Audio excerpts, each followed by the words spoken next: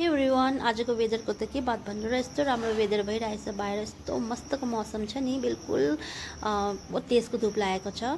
त्यही भएर मलाई दही बनाउनु मन लाग्यो। सो म यहाँ दही बनाउनु आँटेको, दही जमाउनु आँटेको। गर्मी छ नि त, दही खाएको राम्रो हो। त्यही भएर सो दही अलिक एकछिनमा जमाउँछु भनेर मैले साइड गरिदिएँ, क्योंकि दुध अलिकति गरम थियो नि त। त्यही भएर सो यो हो मेरो मसालाको कन्टेनर। बहुत दिन भएको थियो यसलाई वास नगरेको, त आज यसको फाइनली दिन आयो वास गर्ने। सो मैले सारा मसाला यहाँबाट ट्रान्सफर गर्नु आँटेको सानो बलमा। अनि यसलाई सबै खाली भएपछि यसलाई मजाले वास गरेर चाहिँ घाममा सुकाइदिनु पर्यो भनेर नि त। अनि यो बहुत ज़्यादा स्टिकी नै भएको थियो, वास नगरेको लगभग 2 वीक्स जस्तो भएको थियो होला। अनि मलाई फेरि कुनै पनि सामान स्टिकी भएपछि बिल्कुल टच गर्नु मन लाग्दैन। सो यहाँ पे अलमोस्ट दुध पनि सेलाइसक्यो। अब यहाँ जमाना हालेर चाहिँ यसलाई जमाउनु राखिदिन्छु कभर गरेर राम्रोसँग। इभिनिङसम्ममा त जम्छ पनि होला सायद, अनि इन्जोय गर्नु सकिन्छ दहीको। सो यो हो एन्डेम, हेर्नुहोस्। यो मेरो मिनी गार्डनभरि मैले जस्ट टुटाएर लिएर आएको। आज एन्डेमको इरुम्बा बनाउँछु भनेर, क्योंकि बहुत ही ज़्यादा गरम छ। अनि समरमा एन्डेम खाएको राम्रो हो नि त। बट मलाई यति एन्डेम त मन पर्दैन। बट आफ्नो हेल्थको लागि अगर आफूलाई बेनिफिट छ, खानु राम्रो हुन्छ भने त वाइ नट, होइन, खानुपर्छ। सो मैले सानो पिसमा कट गर्दैछु। मलाई ठुल्ठुलो पिस कट गरेको एन्डेम यति मन पर्दैन एरम्बामा। सो सारा कुछ मैले यहाँ पे कट गरिदिएँ। अब ये अर्को कडाईमा मैले ट्रान्सफर गर्दैछु। मेरो ब्याकग्राउन्डमा अलिअलि आवाजहरू आउँदैछ होला, खराक गरेको। एक्चुअली अब इभिनिङको टाइम हो, होइन, त्यही भएर माइन्ड नगरिदिनु होला तपाईँहरू। सो यहाँ पे मैले आलु पनि कट गरेर एड गरिदिएँ। अनि गरम पानी हाल्दैछु। इजी हुन्छ गरम पानी एड गरेर बोइल गर्नु, छिट्टो पनि बोइल हुन्छ नि त। सो यहाँ मैले ग्यास अन गरिदिएँ अनि मैले यहाँ बोइल गर्नु बिठाइदिएँ। अब यहाँ उसके बादमा काम गर्नु पऱ्यो नि फटाफट से। यहाँ अलिकति भाँडा थियो, यसलाई वास गरेर राखिदिन्छु। तपाईँहरूलाई मैले बोलेको नेपाली अलिकति सायद सुन्नुमा प्रब्लम हुँदैछ होला। मेरो यस्तै हो, नेपालीमा मेरो धेरै जस्तो हिन्दी मिक्स हुन्छ। मैले ब्लग बनाउँदाखेरि नि हिन्दीमा मैले थुप्रो ब्लग बनाइसकेँ, नेपालीमा त जस्ट मैले स्टार्ट गरेको। तर मेरो धेरै यसरी मिक्स हुन्छ। तपाईँहरू प्लिज माइन्ड नगरिदिनुहोस्। मेरो यस्तै हो, सानैभरि नै हिन्दी धेरै युज हुन्छ मेरो नेपाली बोल्दाखेरि। किनकि पापासँग सानैभरि हामी बाहिर थियौँ नि त क्वार्टर्समा, अनि त्यही भएर स्टिल अझैसम्म पनि त्यही ह्याबिट भइरहेको छ गाइस। सो यहाँ मैले धुलाएर वास गरेर घाम मजाले सुकाइदिनु राखेको छु। अब यो मजाले सुक्योपछि चाहिँ अनि त्यहाँबाट भित्र लगेर अनि सबै मसाला यसमा हालिदिन्छु। त्यहाँबाट मजाले राखिदिनु पर्यो, युज गर्नु सजिलो हुन्छ स्टिकी भएन भने चाहिँ। सो यस्तो गर्मी लाग्यो कि म डाइरेक्ट आफ्नो रुममा गएँ अनि सिधा मिररको सामने बसेँ। अनि मेरो बाल मैले खोलेँ, यति झर्छ मेरो बाल, टुट्छ नभन्नुहोस् न। तपाईँहरूको पासमा केही होम रेमेडिज छ भने प्लिज मसँग सेयर गरिदिनुहोस्, के लगाउँदाखेरि बाल टुट्दैन भनेर। और मेरो नेकमा, मेरो पुरा फेसमा यति स्वेट भएको थियो नि, पुरा मलाई कतिखेर मेरो बाल माथि पोनी गर्नु जस्तै भएको थियो। अनि मैले हेयरब्यान्ड पनि लगाएँ हेयरमा। कस्तो मेरो फेस हेर्नु न कस्तो डल भइरहेको छ नि, पुरा पसिनाले स्वेट्स निस्केर। अनि अलिकति त अस्ति आइरन पनि लगाएको थिएँ नि बिमारी भएर, त्यसले गर्दाखेरि अलिकति ब्ल्याक जस्तो भएको छु। So finally back to work, मेरो काम स्टार्ट भयो फेरि। अब रुम त सारा मैले झाडु त गरिदिएको थिएँ, डस्टिङहरू पोचा लगाउनु बाँकी थियो माथिको रुमहरू मैले गर्दैछु।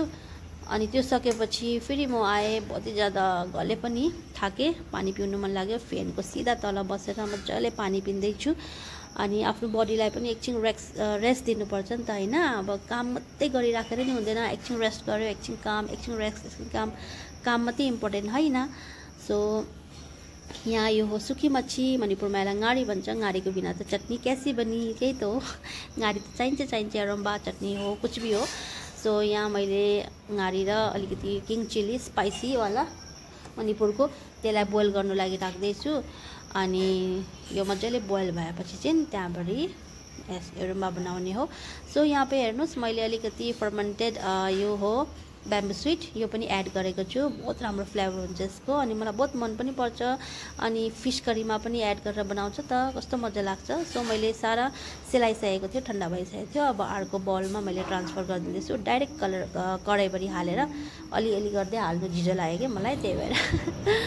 सो मैले यहाँ साइड गरिदिएँ। फेरि फ्रिज खोलेको त ठन्डा जुस पिउनु मन लाग्यो, ओरेन्ज जुस। अनि म बसेर आरामले ओरेन्ज जुस इन्जोय गर्दैछु। रिल्याक्स गर्दै काम गर्दै गर्नुपर्छ। मतलब कन्टिन्यू काम पनि गरिराख्नु हुँदैन, आफ्नो बडीलाई पनि एकछिन रिल्याक्स चाहिन्छ, होइन, आराम चाहिन्छ। सो हामीको लेडिजहरूको त त्यही प्रब्लम हो, ब्याक पेनको प्रब्लम हुन्छ अनि त्यही भएर कन्टिन्यू काम गर्नु पनि हुँदैन। काम त गर्नुपर्छ, एक्सर्साइज जस्तै हुन्छ काम, बट अलिक चाहिँ रिल्याक्स गर्दै अनि काम गर्दै गर्नुपर्छ के, कन्टिन्यू कामको पछि मात्रै भाग्नु हुँदैन। सो यहाँ मैले डन भयो मेरो जुस, ओरेन्ज जुस अलिकति बाँचेको थियो ग्लासमा, त्यो पनि छोडिनँ मैले। सो हेर्नु न, सुकिसकेको थियो मेरो सानो स्मल कन्टेनरहरू अनि मसाला एड गर्नु पऱ्यो यसको भित्र भनेको त सबै निचे गिर्यो। पुरा म्यासी भयो, के फाइदा धुलाएर राखेको होइन, वास गरेको। सो जल्दबाजीको काम यस्तै हुन्छ नि, जल्दी जल्दी काम खत्तम गर्छु भन्दा। सो स्पुनले अलिअलि गर्दै हाल्दैछु मैले, यसरी गरेर चाहिँ गिर्दैन। सो हेर्नु सबै मैले यहाँ भरिदिएँ कन्टेनरमा सबै मसाला।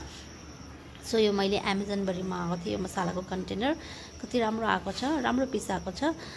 सो अब फाइनली एरोम्बा बनाउनेको टाइम भयो अनि यहाँ जो मैले उमरोक, किङ चिली अनि गाडी बोइल गरेर राखेको थिएँ त त्यसमा एड गर्दैछु नमक स्वादअनुसार अनि अलिकति आज त पिन्च भरको मैले अजिनोमोटो एड गर्दैछु, किनकि त्यो एड गऱ्यो भने चाहिँ एरोम्बामा मिठो टेस्ट आउँछ कि, त्यही भएर। सो यसरी मजाले यसलाई पेस्ट बनाएर चाहिँ मजाले एकछिन क्रस गर्दै गर्नु पर्यो अनि त्यहाँदेखि मजाले पेस्ट बनिसकेपछि एरोम्बालाई मुस्नुपर्छ। मेरो हात भर्खर मैले वास गरेर आएको, अब यसलाई हातले म मजाले म्यास गर्छु, मुस्छु, किनकि हातले बनाएको एरोम्बाको टेस्टै कुछ अलग हुन्छ, त्यही भएर। सो यहाँ मजाले मैले म्यास गरिदिइसकेँ। अब जुन मैले गाडी र उम्रोकको मसाला मिक्सचर बनाएर राखेको थिएँ त त्यो यसमा एड गरिदिन्छु मजाले अनि मजाले त्यसलाई मिक्स गर्ने हो, सबै त्यो मिक्सचर मिक्स हुने गरी गाडी र उम्रोकको जुन मिक्सचर थियो त्यो यसलाई एड गरेर मजाले मिक्स गर्दै गर्दै गर्दै मजाले सबै मिक्स हुनुपर्छ, तब टेस्ट आउँछ एरोम्बाको। सो फाइनली मिक्स गरिदिइसकेँ मजाले मिक्स। अब यसमा गार्निस गर्दैछु ओनियन र अनि कोरिएन्डर लिभ्सले। हेर्नु मजा तरिकाले भयो मेरो एरोम्बा। मुखमा पनि पानी आइसक्यो होला सबैजनाको, मेरो पनि आइसक्यो। सो यहाँ पे मेरो लन्च रेडी भइसक्यो। अलिकति गरम गरम राइस अनि गरम गरम दाल, एरोम्बा अनि एउटा फ्राई फिस अनि अलिकति यो हो अमलेट, एग अमलेट। सो आजको भिडियो यहीँ तक हो। कस्तो लाग्यो तपाईहरुलाई प्लिज शेयर अनि लाइक गरिदिनु होला। So I'll see you very soon in my next video. So bye bye.